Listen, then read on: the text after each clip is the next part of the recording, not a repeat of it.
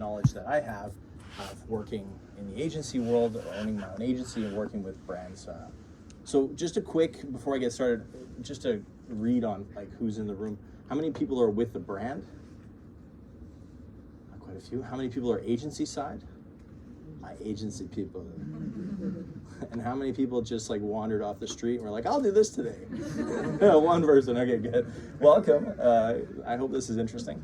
Yeah, so I'm originally from Canada. I was imported to Denmark by my lovely wife, who imported me for strategic baby making purposes. That's gone quite well. We have 2 kids. I'm 40 years old, and I'm running a social media agency based in Copenhagen and New York. Actually, we just expanded to New York. We're 40 people. We're looking to make a jump to London and maybe Singapore in the near future, depending on if we can win clients in those areas. So, and the business has been growing really well. I founded it in 2016. It's primarily focused on social media. So when people say, hey, do you want to do some email marketing? I go, oh, no. Please, God, no. But we do it sometimes. Not that I have anything wrong with email. I love email marketing, but I just don't do it on a daily basis. I also co-host my own podcast called Social Media Sucks. It really is about sort of unsucking social media for brands and marketers and trying to help you guys do better in those areas. And you guys can find me here if you connect with me. I'm mostly on Twitter, Instagram, and LinkedIn. Obviously is super great to connect with me. So if I'm not connected with you already, please do so. What are we going to do today is we're going to cover off some of this. I hope to get to all of it. It's a lot of stuff, and I know I'm keeping you guys probably from more exciting things like eating food and things like that. So I'll try to be as fast as possible. But we're going to go through what trends are coming up for 2022 and beyond. Different ways to approach social media content to get maximum results. How to create efficiencies to get the most bang for your buck, why you need an agile strategy and how to get started with that, how to use organic and paid together to make them sing really nicely, how to use influencers, and how to get buy-in with the rest of your organization to invest in social media. Now, if you guys are on the agency side, you can probably use some of this to sort of convince clients to do it. It's always been hard to convince clients to invest in social media. I've been somewhat successful at it, somewhat unsuccessful at times, but I'll teach you guys some of that as well. And don't be scared of asking questions throughout. If you see something, you're like, hey, what about this? Like, just ask it and I'll tackle it in the moment. Don't be scared. None of us are gonna like, oh, remember that person who asked that stupid question? There's no stupid questions, just ask and I'll do my best to get to it. So trends for 2022 and beyond. One of the biggest trends is Facebook is losing for now. And I say for now because they obviously announced a few weeks ago that they're changing to Meta, or they have changed to Meta. They're also launching the Metaverse whenever, we don't know. But the reality is that a lot of the younger audience is leaving Facebook. We see this clearly in the data. Like, for example, back in 2012, 94% of teenagers said they use Facebook, whereas now in 2021, we only see 27%. Most have moved to other platforms, a lot of YouTube, a lot of TikTok, as you guys know, and that sort of is quite scary for Mark Zuckerberg. He's going, what the fuck do I do with my business? I'm losing out. In addition, the iOS updates that have kind of not killed tracking, but made it difficult to track, has forced them to look at their business differently. The various sort of meetings with Congress has not helped. They've had data breaches. All these things are contributing to a lot of people leaving the platform. Now, in the long term, I don't think Facebook is going to lose. I think that they're very smart. But the reason why they're moving to the metaverse is because they want to own more of the platform of what you're on. Right now, sort of Apple and Samsung own, or Apple and Google sort of own the access to all the internet and to the web and to the the apps and all the stuff. They access your life. He wants to be that. He wants to take his company in a place where you're not beholden to Apple. So Apple can't stop his tracking. He's got the tracking. So that's going to be very, very interesting. And for brands, you have to really be updated on that and to know that this is where it's going to go and start to prepare yourself. For example, Nike just released the Roblox Nike Land. Did anybody see this? Anybody see this? We'll play a quick video. It's quite interesting. Anybody play Roblox? Anybody's kids play Roblox? Okay, we got a few people. I don't play Roblox, okay? I have an account. I do not play it, but I think what's going on there is quite interesting. They're already, I mean, NFTs and we'll get into NFTs in a minute. Then the metaverse, if you want to call it that, or you know, being in a virtual world is already here. I mean, we've already seen it. It was. TikTok, NFTs. What's that? On TikTok, NFTs. No, not really on TikTok so much, but in sort of like, you know, NFTs. We'll talk a little bit about that, but basically NFTs, we're already seeing that in transactions. Like it's not a matter of just selling really funny art on the internet. It's a little bit like, you know, it's more about sort of the transactional thing. Like every sort of booking ticket, everything you go to will be an NFT in the future. When it comes to brands and marketing, the natural progression is, how do you sell NFTs as part of your product package? So how do you, like, if you're selling really nice shoes, I like those are great. If you're selling shoes, how do you also sell the NFT version, because it's going to go into a Roblox land or a metaverse as well, so that that user can also wear that item in the digital landscape. And that's really where things are moving. And it's very exciting for brands because A, they can sell more product, which we all want. Like, we all want to sell more stuff. And it's giving a digital experience, and it's also opening up massive opportunities to create products at scale, because now you're not limited by manufacturing, which we've seen in the last 6 months. Manufacturing has really taken a hit because of Corona. We're not limited by manufacturing. We can manufacture digital products quicker than, you know, we can have the idea. So it's a really exciting thing. I was also told that, by a taxi driver that I'm wearing typical Canadian gear. This is actually called a Canadian, my shoe. So I was like, that's nice. I'm really glad. So maybe in the future I'll have Canadian NFT shoes. But I'll play this really quickly for you guys, which is this metaverse or Roblox Nike Land. And essentially, Nike has opened up its own sort of like branding commercial within the biggest, you know, multiplayer game in the world, which is Roblox at the moment.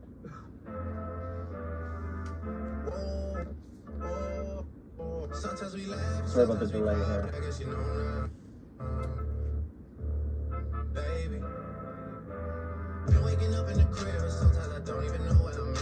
Basically, players in Roblox can go into Nike Land, look at cool Nike products, wear them as part of skins, and just basically hang out in Nike Land. It's like a living commercial for them. I have to show the whole thing here. So NFTs and the multiverse are really already here. The other part of this, which is really interesting for brands, is that we're looking at what's called extended reality, which is another part of this sort of NFT, metaverse sort of world, is that we're seeing mixed reality. We're seeing things that are not necessarily just about, you know, us sitting here talking to each other in real life. We're seeing AR, right? We're seeing VR play a part. We're seeing also audio playing a part, right? So when you're listening with your, you know, headphones and you're walking down the street, you're seeing that, okay, Google is now giving you directions via your headphones and is not infringing, but like coming into your reality.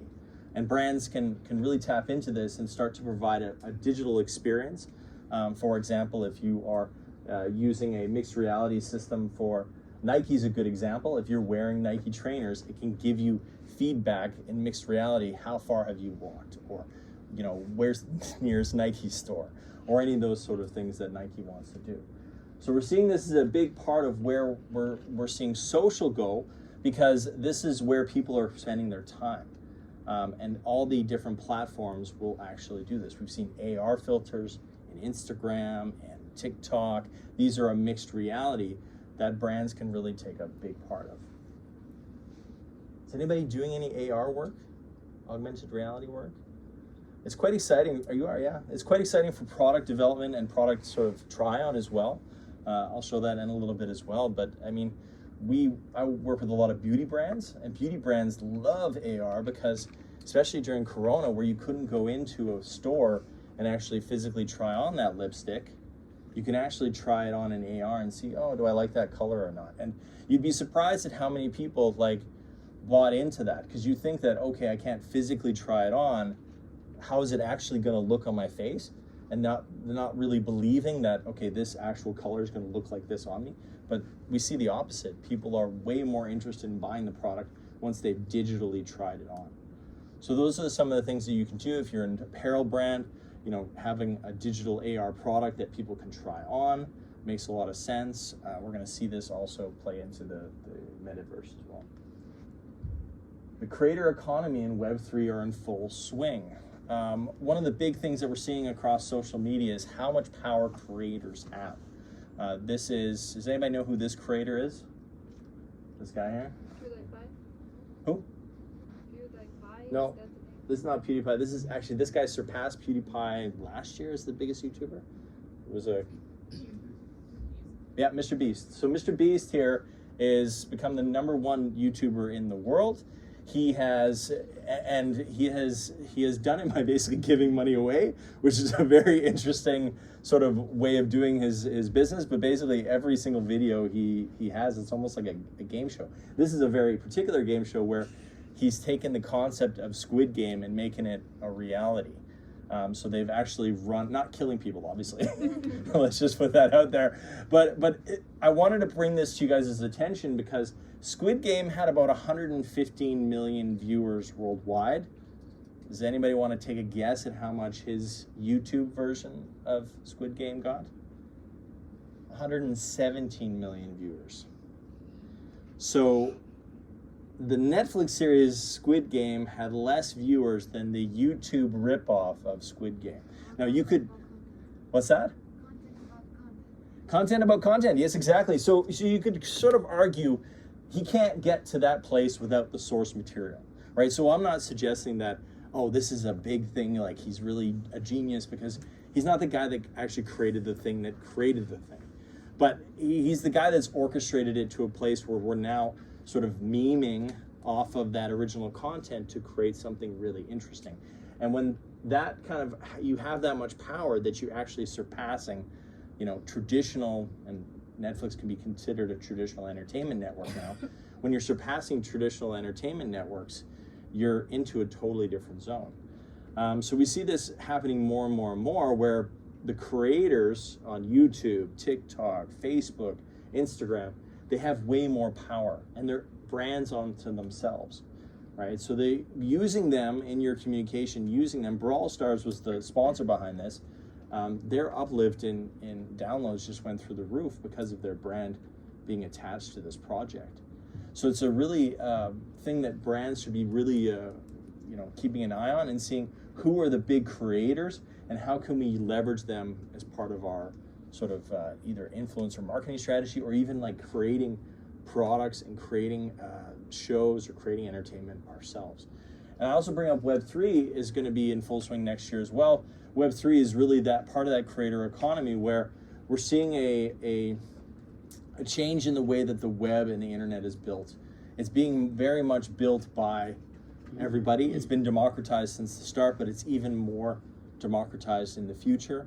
A lot of that comes down to NFTs, like I mentioned, but the other discussion is who's going to build this new virtual world. Should it be open source, or should it be in the hands of Mark Zuckerberg? But Web3, we're going to see much more where people like you and me are much more involved in actually creating the social network. So all of us might actually have our own social network in the future. So there's some very exciting things going on there that brands need to know and tap into. Video will continue to dominate. Don't produce anything else. Stop producing images.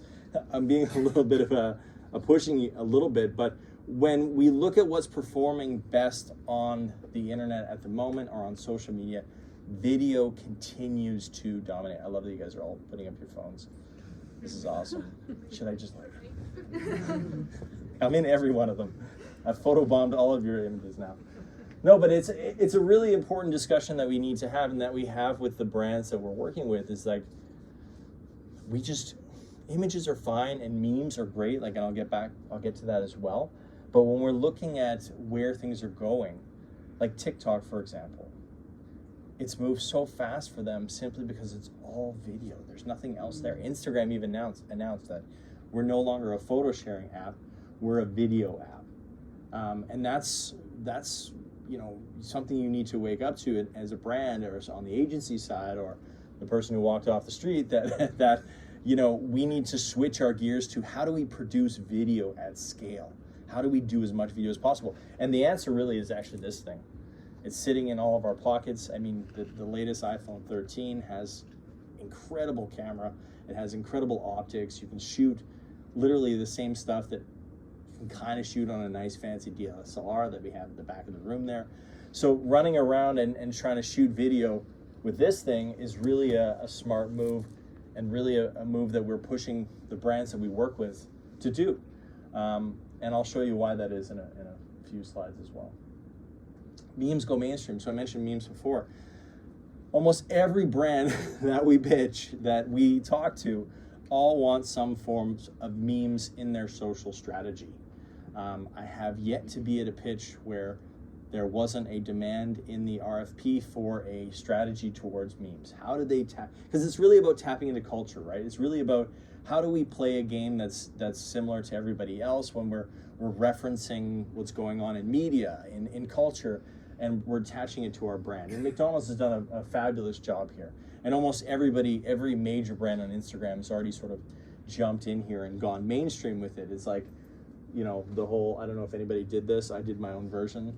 But basically, how do you look on LinkedIn versus how do you look on Facebook versus how do you look on Instagram versus how do you look on Tinder? A lot of brands did this. A lot of brands tapped into when Drake launched his album, Certified Lover Boy. They, the cover art was actually created by Damien Hirst, and then, basically everybody sort of memed off of it and made their own version of that album cover. That was huge. This one here is, he said, "Enjoy your meal," and then I said, "You too," as he's telling a scary story. That was actually a popular meme that was hitting the internet for, I don't know, I would say 3 or 4 months ago. Everyone was making TikTok videos on it, and McDonald's had their own spin on it, right? So, and McDonald's is just one example. You can go to almost every major brand's channel these days, on Instagram at least, and see some versions of memes. You could also argue that TikTok is the same category, right? You're seeing people riffing off of original content or original ideas to create their new content. Now, I'm not here to say if that's good or bad, because I would say that it's lacking some creativity. And and I worry a bit about that, us in the creative industries, that, we produce a ton of TikToks for clients. We have a 5-person team that just does TikToks all day, which is nuts. Like, it's just stupid. Because if you think about it, like, I've been in the social media game a long time. I've never had a team that was dedicated to a platform. It's always been social media strategists that work across all. But when it comes to TikTok, we needed a team that was dedicated to it, simply because of the way it's produced, the way you riff off of trends, the way you take existing content and make it work, and doing it extremely fast, required that we needed a 5-person team that was just doing it for brands all day, every day. So amazing. It's a lot of fun. They love it. And everybody else wants to join that team, because you can see why. It's like you get to play in a playground all day. I want to join that team. I'm like, fuck being a CEO. I just want to create memes on TikTok all day. But unfortunately, I can't. Niche platforms on the rise. So one of the big trends that we're seeing is, like, there's these niche platforms that are coming up out of the woodwork and actually gaining a lot of steam really fast. We work in the beauty industry a lot, and there's 2 that, like, called Super Great and Newness, which are brand new niche social media platforms that are just for beauty, right? And they're essentially the same. And Newness is more about live streaming than Super Great, but it's basically essentially people just doing tutorials, like showing how a product works, doing product reviews of the latest makeup from MAC or from, Benefits, or whoever their sort of, like, brand that they love. And we're gonna see this across shoes, across apparel. We're gonna see this across automobiles, like all food, all the major categories. We're going to see niche platforms build because we've come to a place in social where it can support that. And we've come to a place in social where the feeds are so saturated with everything that people are now going, you know what, I want to dip into this app because I'm really just want to, learn about cars right now, or I really want to learn about plants, or I really want to learn about shoes right now, right? So they're going to dip in and out of these niche platforms specifically for this. We could also see how this is playing out. Like Facebook just released that you can toggle on and off things that you want to see in your feed. Now you can toggle off, I don't want to see any of the brand stuff, I only want to see friend stuff, or I want to see this stuff. So you can very quickly change your feed. That's an answer to this as well, that we're moving into a more niched area. There's another good example. Love him or hate him. Trump, coming out with Truth Social or Trump Social, whatever you want to call it, is another example. We're seeing, a network or a platform being built specifically for conservative mindset, which is quite interesting. And that's why he's doing this. I don't know if it's going to fail or do well, but it's an answer to what's going on in the marketplace. Discord is another good example. Anybody on Discord? Oh, there's a lot of people on Discord. Okay, that's interesting.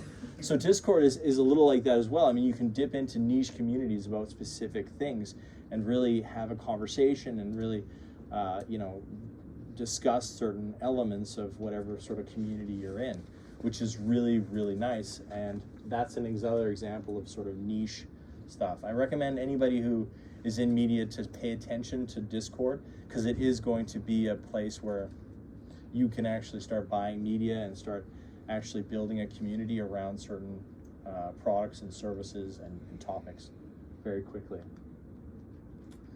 And we're seeing this also on even the old platforms like Twitter and a new platform like TikTok, where we're seeing even the language changing, right? So the niching of, or the community building of Black Twitter that exists, or plant talk on TikTok, where we're having people also speak into that. So when someone's making a video that's directed towards people that are really interested in house plants, they're calling it like welcome to plant talk, because they're even like separating that out and saying this is the community for people who are plant lovers. Anybody buy like a ton of house plants during lockdown? I did. I think I got way too deep into houseplants. I don't know what the hell I was thinking, but I bought way too many, and now I'm only getting plant talk. So how to approach social media content to get maximum results, right? This is something that is super tangible. It's something that I hope you guys get the most sort of benefit out of at this talk, at least, because it's very, very tactical. I hope this plays properly because it's connected sort of wirelessly, so it might not play super great. But what we call something in the industry lo-fi content, low fidelity content, and basically it's everything that's shot sort of with a phone. And this is what's performing extremely well in social at the moment. Even if a brand is doing it, even if a brand is behind it, the lo-fi content is winning, and it's simply because it doesn't look like advertising. I'm in the advertising game. I love advertising, but generally speaking, people don't love advertising unless it's advertising like, oh, the latest Christmas ad or the latest Super Bowl ad or something that's around a specific event, like a Black Friday ad or something like that. We don't really love advertising, and we don't really want to be advertised to. We want to experience content. We want to experience entertainment. And that's why content that's created in a lo-fi way is actually winning in social. So if you're working with brands or you're at a brand, really pushing them to almost lower production values can actually really increase their social media success. Now, I'm not saying go completely lo-fi. I still think there's really great room for more expensive and high-end productions, but I would say like the majority should be stuff like this. And I want to show you something. I don't know if we'll get the whole thing, but this was actually on LinkedIn and was produced by Uber Eats with an influencer, and it's quite fun. Today I'm at the top of a mountain, and I'm going to try and see if I can get an Uber Eats driver to come all the way up here, because I want to see how committed Uber Eats drivers are to their craft. And when he or she gets up here, I got a surprise waiting for him. It's not an easy hike for an Uber Eats driver. It's pretty steep. Okay, we'll see if he's willing to make the trek. Okay, so I've ordered my Chipotle. It's been about 25 minutes, and it says that he is getting pretty close. there he is right there. He's in the truck. Oh, I wonder if he's gonna go for it or not. He looks so confused right now. He's going to the fence. Oh, he's calling me. Okay, he's calling me. Hello? Hi, is this Travis? Yeah. Hey, this is your Uber Eats driver. I'm at the base of like a mountain. Am I at the right spot? Yep. What, so Yeah, come on up. Yeah, come on up. I'm at the top, red Jeep. Yeah, you can't miss it. Okay. All right. Just go through the gate, and yeah, I'll be waiting for you. Thanks so much. Okay. Okay. I feel like such a jerk, but I think he's actually gonna do it. Oh my gosh. I cannot believe he is actually doing this. He's come all the way from over there. That's like a good third to a half a mile hike. The myth, the man, the legend of Uber Eats. No way. He just dropped it. He's dusting off the burrito. This guy is a legend. All right, here he comes. I have no idea if he's gonna be super pissed off, but you're gonna make it worth his while. Okay. Hey, how's it going? Travis? Yeah, you Garrett? Yeah. Hey, thanks. Yeah, you bet. Thanks for coming up here. I'm making a video for LinkedIn for Uber Eats. Oh, really? Yeah. Are you cool to have you in this vid? Yeah, that's Dude, fine. dude, I cannot believe you showed up and hiked all the way up here. Yeah, I guess that's the job, you know? Hey, well, I've got something for you. All right, so for your bravery and fortitude and commitment to your customer, here's a $100 tip. No way. $100. Are you kidding me? Dude, every cent earned. Thank you. Oh my gosh. And I get another surprise. What? Open the bag. Oh, wait. Dinner for two! What? No, really? Dinner, you want to have dinner with me? Yeah, let's do it. All right, dinner on top of a mountain. High five, man. Yeah. Wake me up, fire no good. Believe in chain all night, yo-yo. Wake me up, fire no good. Don't wanna miss you down. All I gotta say, Garrett, is it's not every day that someone just goes above and beyond, and just grateful. So guys, coupon code is EATSYUM25. The coupon code is good till August 1st of this year. You can get your first order free. And if you're a lucky guy like me, you'll get a guy like Garrett. Man, I just never thought I'd just make a new friend. Good guy. Hey, do you want to join the BBFL with me? What's that? The Burrito Buddies for Life. Yeah, sure. Guys, I really gotta say I'm happy with how this turned out. All right. So we'll get to this in a second, but I think it's important to note that it's lo-fi. It's even using copyrighted materials. It's the subtitle is got spelling mistakes in it. It's not what you would consider something from a brand, but it is. And it's on LinkedIn. This is on LinkedIn, you guys. So the landscape is changing completely. And I really think it's important that for brands not to miss out on this, that they understand that this is what people want. Like, it's engaging. I've seen it 100 times, and I still like to watch it because you want to know what happens. It's actually speaking to the values of the company, that our drivers will do whatever it takes to deliver the food.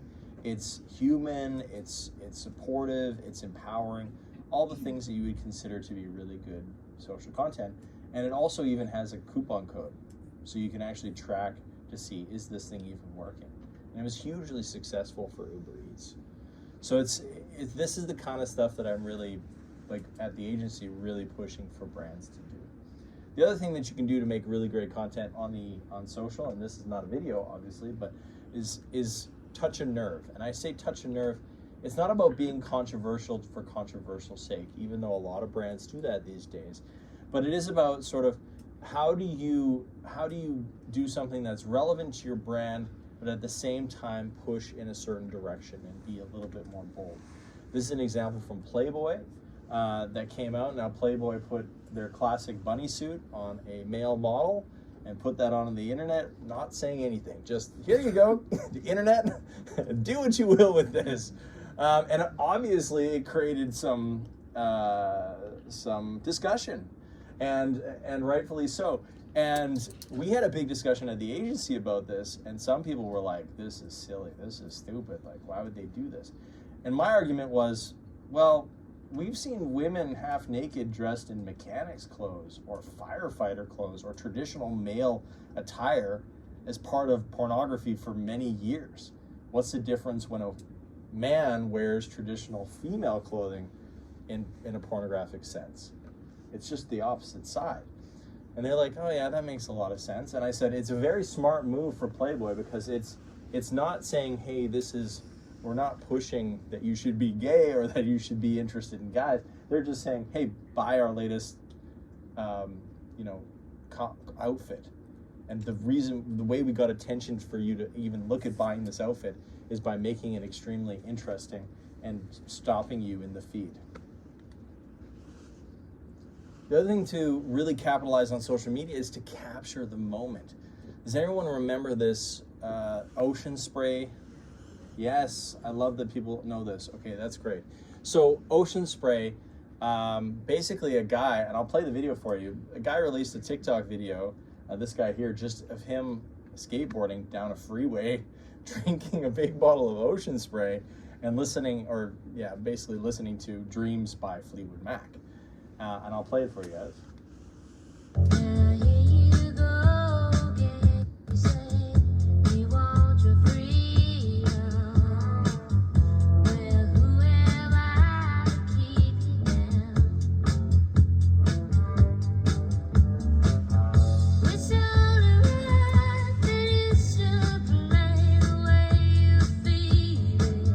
Simple video that went viral, and instead of just ignoring it, Ocean Spray went, all right, this is our moment.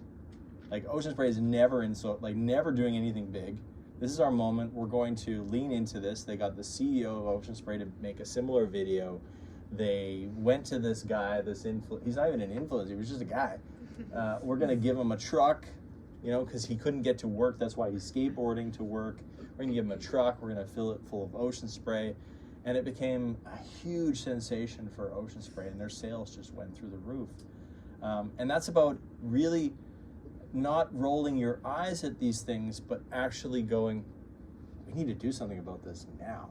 And brands that are able to do that are the ones that are winning, because there's so many of these things popping up all the time, and most brands are sort of just ignoring those things. So it's a really smart move to. Did anybody see any of the different versions of this that went out? Like, there were so many countless versions of it. It was quite interesting. So to do this, you need to monitor brand mentions, Twitter trends, use the Instagram Explore feed, use the Snapchat Discover feed, and use the TikTok Discover feed to actually find out when these things are happening. And it's important to have a sort of a social media command center, or with an agency, or even internally, that is monitoring these things on a daily basis to see what you can tap into. We use tools like Talkwalker, Unmetric, and Brandwatch to do this for our clients, so that we can tap into stuff and release stuff for them like this. I'm not sponsored by these guys. They don't pay me to say these things. I just think these tools are good tools that we've used. There's others. You can use these free. You can use literally brand mentions, a brand like a Google Alert or Twitter Trends, or all these three for free, and you can get pretty far with those. Yes? Any questions? No. Let's go. The next thing to win in social media is give people creative tools. We're seeing this pop up much and much more, where people are creators. All of us here, we're using the different creative tools in Instagram stories or TikTok or wherever to build our stories, to communicate to our friends and family or our followers. And one of the things that is really important for brands to get into is actually Giphy. So Giphy is the largest GIF search engine in the world. It has billions of views monthly on different GIFs. And these ones are particular GIF stickers that can be used on Instagram stories. They can also be used in TikTok.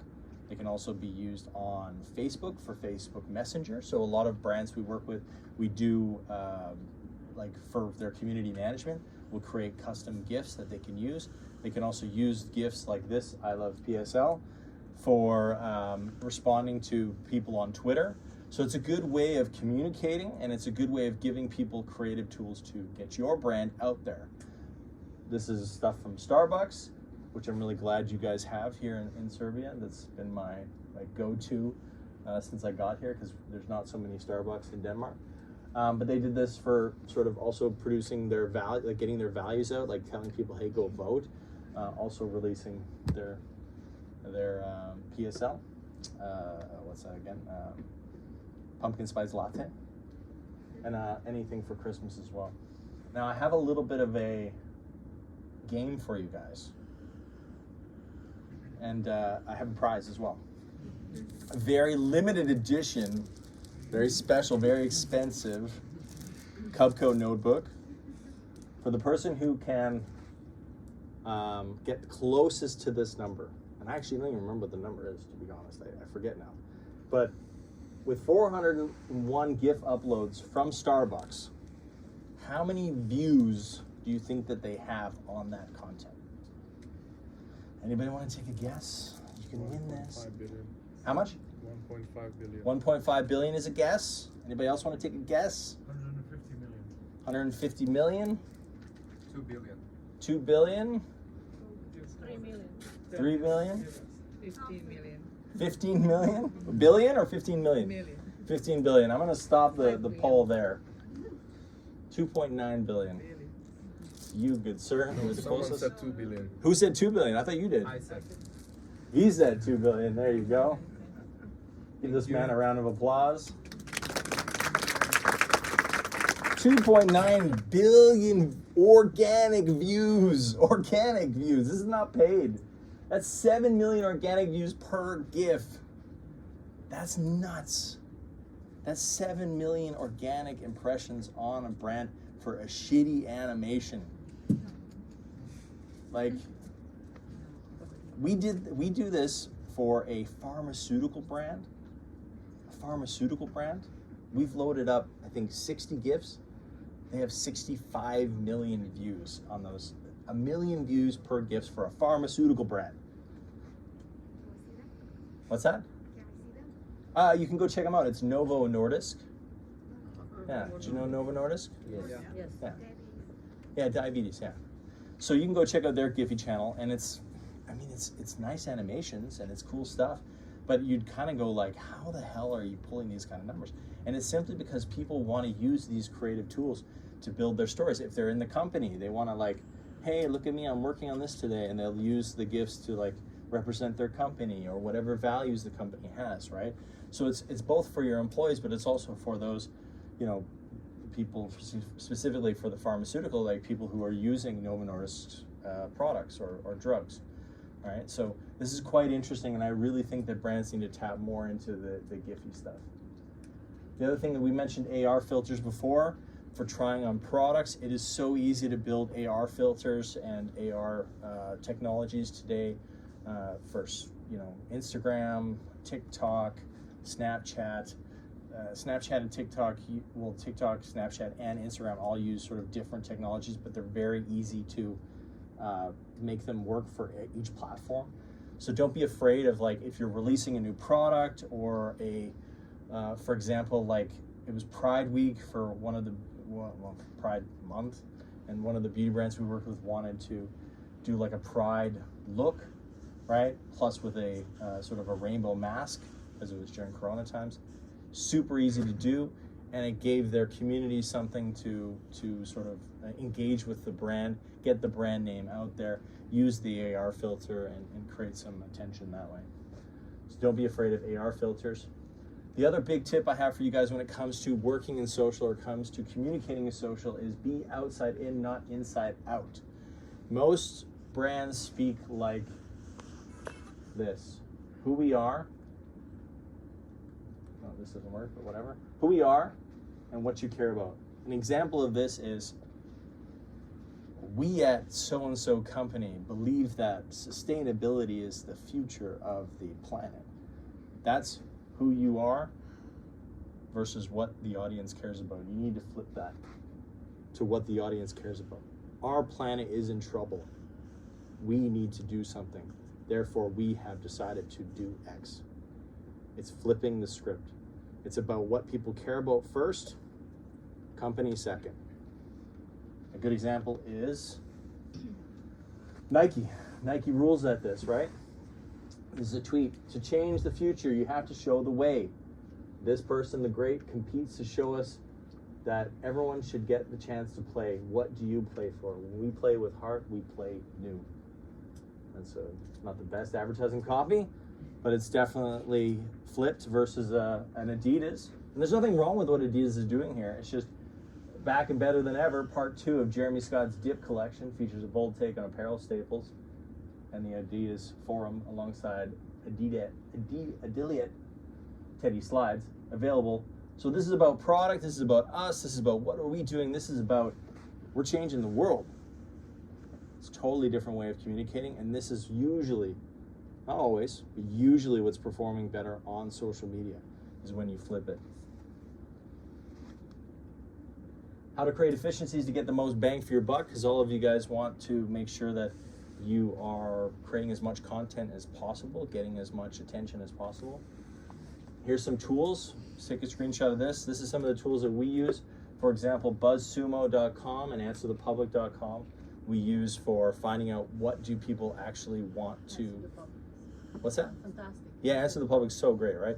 You basically type in a keyword like, if you're working with, like I use shoes all the time because it's the easiest, but if you're working with shoes, you put in that keyword and then you get all the search strings that people are asking about in relation to shoes, like what color shoes is the best at a dinner party, or what, you know, how to tie shoes faster, or how you get all of these search queries that you know that people are searching for, and then you can create content around those things, and you know that people are going to be interested in those things.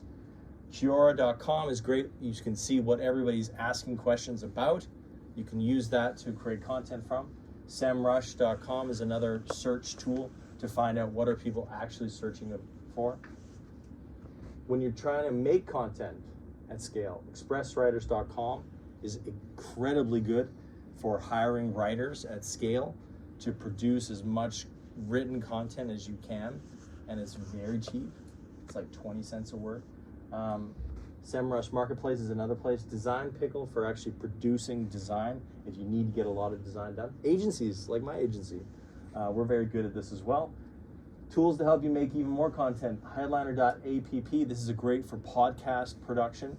So you can actually put your podcast link in and it'll start to create, videos of that podcast for you. So it'll take like the audio out and it'll transcribe it for you so you can make promotional materials for your podcast. Quick.io is also a video production tool that you guys can use to actually put in your video, and you can add subtitles really quickly, titles really quickly. It'll even, Quick.io is really cool because it's also indexing videos now, so it'll actually it'll use an AI tool to find out what that video is about. And then if you keep putting all your videos in, then you can use it as a search engine. So say you want to build another video in 10 days, and you've got this video about this thing and this video about this thing. It'll actually let you search which parts of those videos are about this topic, and then you can start to build new stories out of it or new stuff. The secret to getting the most content is actually to start long and then go short, right? So build long form content first. For example, I'm using my own sort of business, Cubco, how we do it. We write long form blog posts, like what is social media marketing, everything you need to know in 2021. Then we can actually create, podcast content off of that content that we already built. Like, so we've got all the blog stuff already. We just have to like talk about it on a podcast. And then from the podcast, we're recording it. So we actually can turn it into micro content videos. So we can actually chop up that into 4 videos that we can release on social media. We can also hold a webinar or a talk about those trends, right? So everything that I've put in the blog post already, I can now put into slides so that I can speak to you lovely people and I don't have to do a ton of extra work. And then I can also create sort of PDF guides and downloadables and everything that I can from this. So it really is like, we call it milking the cow at the agency, because we want, like, the cow is this, we want to milk everything we can out of that cow. If we're spending the time and energy and the money to build this content, we better be damn sure that we just like squeeze every little thing out of it. Now I've got a 3-step formula for you guys to get 10 times more content. It's the exact same approach as before, except for just make it personal. So you've got executives or influencers or anybody else that you're working with, you can basically take the exact same content, put it in their tone of voice, and now you have 3 times more content. Easy. So just rehash it. And the reason why this really works well is because when you publish on social media, how much of your audience do you think you reach every time you post on social media? What's everybody reaching? I know what I'm reaching, but when you post on social media, what's the percentage of audience that you reach? Anybody want to say yes? 10% usually. Like, so if you have 100,000 followers, sometimes it's less. Yeah, sometimes you get like 5%, 2%. If you, on a good day, if you reach 10% of your audience with one post, so if you have 100,000, then you reach 10,000 people. Yeah, there's 90,000 people that have not seen that post. There's 90,000 of your audience that hasn't seen it. So re-release it, rehash it, remix it, turn it into new content, and put it out again. Redistribute those pieces, like I said. I'm gonna fly through this. Why you need an agile strategy. I wish I had a crystal ball that could, every client that comes to me and says, hey, we want a viral video. I wish I could just be like, okay, there you go. It doesn't work that way, right? I wish I had a crystal ball that could say this piece of content will do great, and it doesn't work. We have to guess and test. We have to publish a lot, and we'll get a winning hand at some point, and then we can leverage that for other pieces. But essentially, you need to have both active content and reactive content. So active content being, okay, we have this event coming up, we have this sales thing, we have this promo, we have this new product. That's all active stuff that we have to build. The other is reactive. It's using those social media listening tools to figure out what's going on in the culture, what's going on out there in the world, what's going on for our brand, and how can we tap into that and make stuff. Give your social media managers the powers to post. If you wait too long to jump on trends to do stuff, you will lose steam and not be as successful as you could be on social media. A lot of companies fail at this, right? There's a huge legal or compliance, and obviously, like, we do a lot of stuff in pharmaceutical, there has to be a compliance team that approves stuff because you just need to do that. But if you don't work in those sort of more regulated industries, I really recommend giving your social media managers the powers to post this stuff. The other thing is really great for leveraging or being agile is using the comments. Comments equal content. And this is an example from a brand that we work with called Naturally. They are a plant-based food company. One of the comments that we got on TikTok was, I won't even try this. I've tasted your ice cream with cookie dough and never have I ever tasted ice cream I didn't want to eat. Like, it tastes like water and grass. And so we react with that. Instead of like letting that be, we're like, this is great. We can build content from this. And we build this. I am a victim of a hate crime. That's not what a hate crime is. Well, I hated it a lot. Okay, Right? So the ice cream feels like it's been attacked, and part of a hate crime because of this comment from the user. You guys get that. So comments equal content. We work with brands daily on this. There's so many good comments that we get that we instantly take into our content wheel and start making content for it. I think we're running out of time. You guys look like you're really hungry.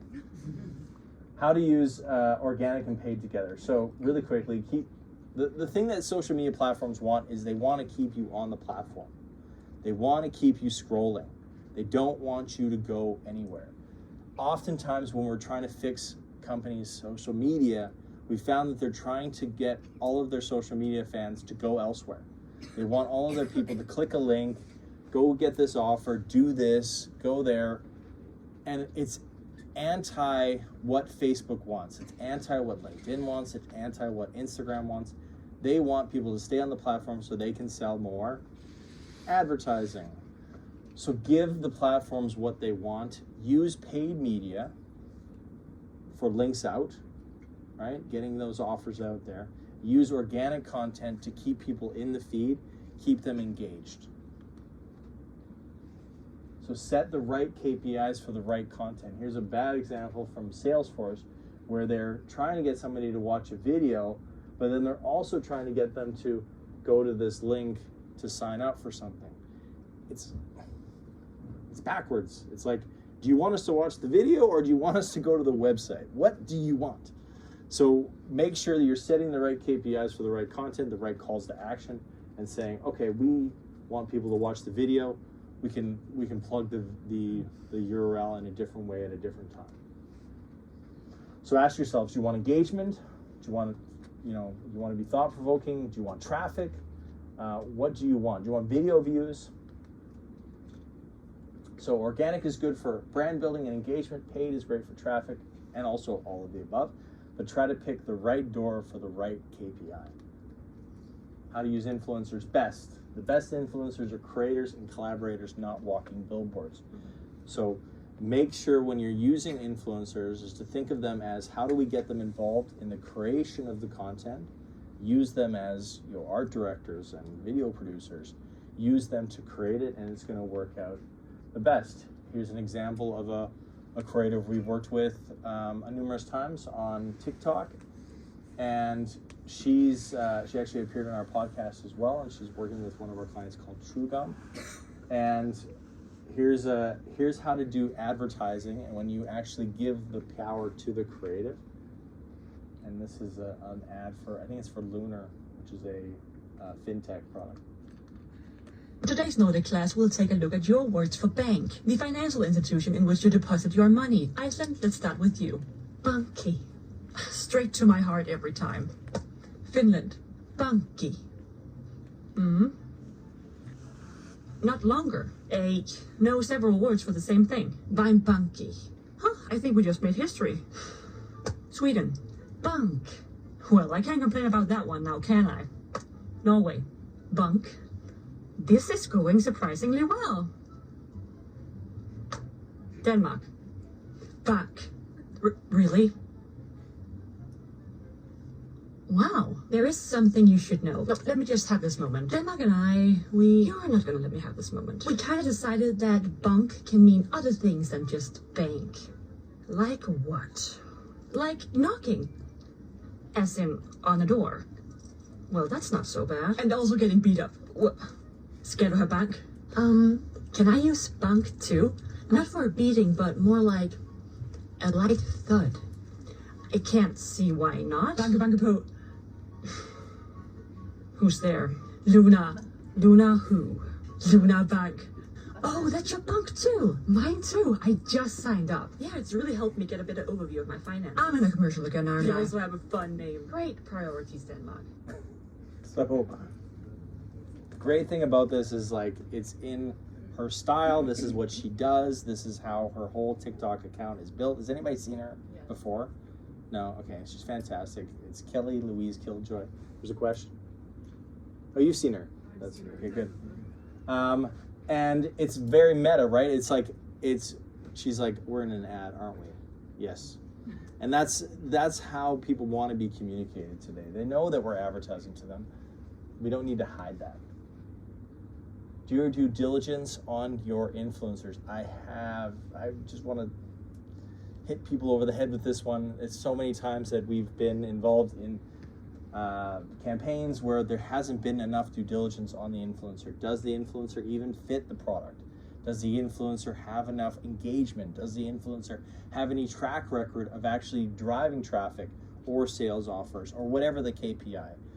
Please do your due diligence. Use tools like TikTok's Creator Marketplace or Hype Auditor or any of the other influencer tools out there to really understand who the hell you're taking your money to. Measure success, measure success, measure success. Use tools like Tracker, Wumio, or Tenuity to figure out, are we successful with our influencer marketing campaigns? How to get buy-in with the rest of your organization to invest in social media. You don't. I'm very sorry, but if your organization is not investing in social media, it is extremely hard to convince them to do so. I really feel for those who are trying to do it. It's extremely difficult. I do have a couple of tips. I do have a couple of tips. When brands say to me, like, why should we invest in social media? They say, what is the ROI of social media? I always say, well, what's the ROI of our website? And nobody can answer the fucking question. Nobody. In the history of any time people ask, well, what is the return on investment of social media? I say, what is the return on investment of our website? Nobody's got a clear answer. And that's fine. I'm not shitting on that. I love that. Like, marketing is such a complex system of branding and attention and emotions that it's impossible to get down to the full rationale of why we've done something and does that actually equal a dollar amount. Even paid media with a return on ad spend is not that, because you've spent money on making the media, you've spent money on producing it, you've spent money building the brand, which also contributed to how successful the ad campaign went. So all of these things are unmeasurable. So I always say, well, what is a good return on investment? Like, what are we doing currently that's giving us a good ROI? And nobody can answer these questions. So then I say, if we're demanding a good ROI on social, we have to also demand a good ROI on the current systems or the current products or the current projects that we're currently doing. And usually that gets people discussing and thinking about things. I'll leave you with this one last note that I always tell people that are trying to convince their organization to do more social media. Social media is like toilet paper. You just need it. And during the pandemic, we needed it more. So do it and do it well. And I hope the tips today help you guys do that. That is it for me. Thank you guys so much.